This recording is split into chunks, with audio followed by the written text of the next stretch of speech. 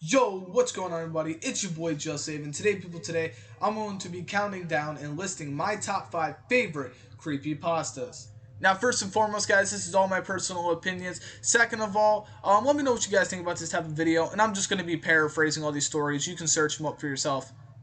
And one more thing, guys, make sure to go drop a subscribe over on More Zave. That's where I'm going to be uploading gaming and other content on. Anyways, guys, let's get right into the top 5.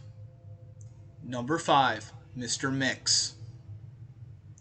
Mr. Mix was a PC game released in 1990. It was pretty much just a video game of a nice chef throwing ingredients into a bowl, and the premise of it was for you to type the ingredients before he throws them into a bowl. So, pretty much a typing game. Unlike most typing games, however, this game is notorious for having an insane difficulty curve. The game has a words per minute requirement for each level, being as low as 10 on one level and as high as 85 on the third. By level 5, the requirement reaches over 500, effectively making it impossible to proceed any further. One of the main things that people noticed about this game immediately was the background music. The music on the first level was an unsettling pattern of growls that progressively got louder as the level went on, often causing damage to early computer speakers that were not designed to handle extremely high volumes of the sound. The second level had no music at all, and the third level had what sounded like an extremely low quality recording of a hairdryer playing in the background. The remaining two levels had an extremely loud pitch high ringing throughout the level that caused severe eardrum damage to those who managed to get that far. Most children who played the game reported having vivid nightmares of Mr. Mix speaking to them in a quiet, raspy, and threatening them to keep quiet about something. However, none of them could remember exactly what that was. Many of the children broke down into tears in the process, begging for their parents to save them. However, no direct relationship to the game itself can be determined by these few cases, as not all children suffered from the same adverse effects. For obvious reasons, this game did not serve very well. It remained in relative obscurity until a few years ago when PC hackers got a hold of a ROM of the game and started digging through it. According to the reports these hackers left behind, the game behaved very strangely if the fifth level is in fact bypassed. The game crashes violently and closes, writing a bunch of files to the user's System32 directory to the point that the RAM was almost completely filled. Unfortunately, all of the original hackers declined to discuss what they saw in the final level. All of them became extremely paranoid and reclusive, refusing to talk about anything related to the game and showing astonishingly extreme symptoms of post-traumatic stress disorder, or for short, PTSD. To this day, no one knows what was in that game that caused them so much psychological damage, but maybe it is better that way. Number 4, SpongeBob Bootleg Episode. Have you ever wondered if there was any bootleg episodes of your favorite TV show, or even lost episodes?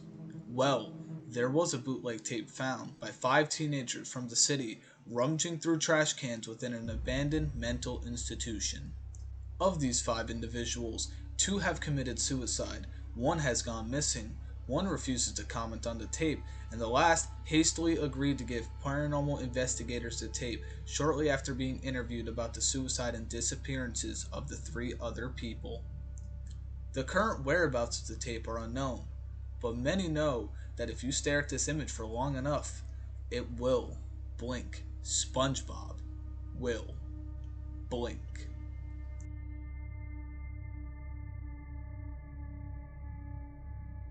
Number 3, Suicide Mouse. Now, before I get into this one, I just want to say that there is a video that is attached to this.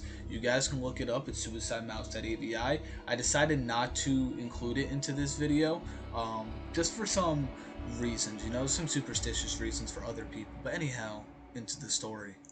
Suicide Mouse shows a small cartoon clip from the older Mickey Mouse of Mickey walking down the street with a very sad look on his face.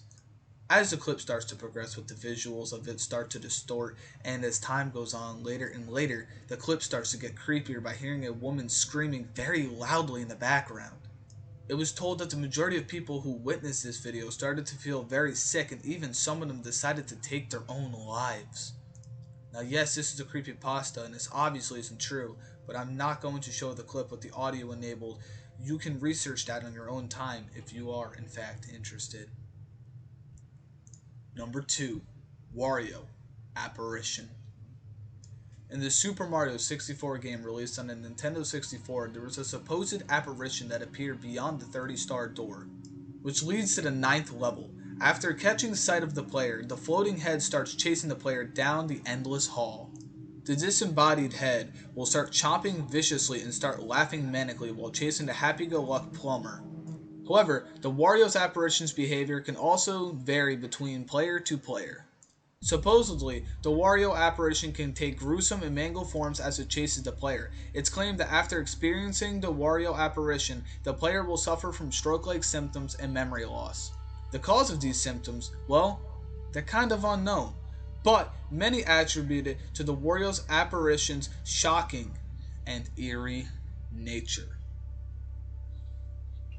Wario show you fun.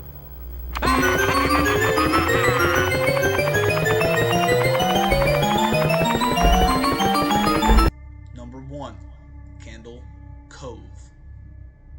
Have you ever sworn you remember something, but it just never happened?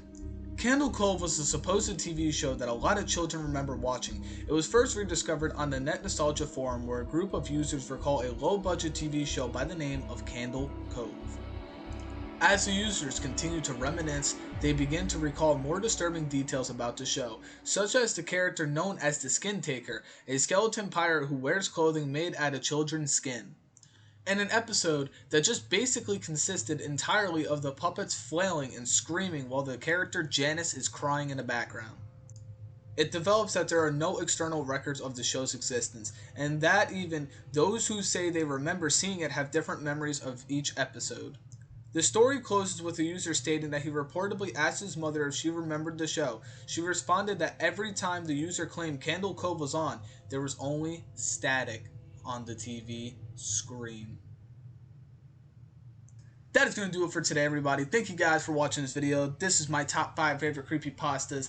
Remember, this is just opinions. You guys can form your own opinions in the comment section down below. I'm new to making these types of videos, and hopefully I can make more of these. Not just creepypastas, just top 5s and shit like that. This video was very low-key unnerving to make at the same time. Anyways, guys. It's been your boy, Zave out. Peace.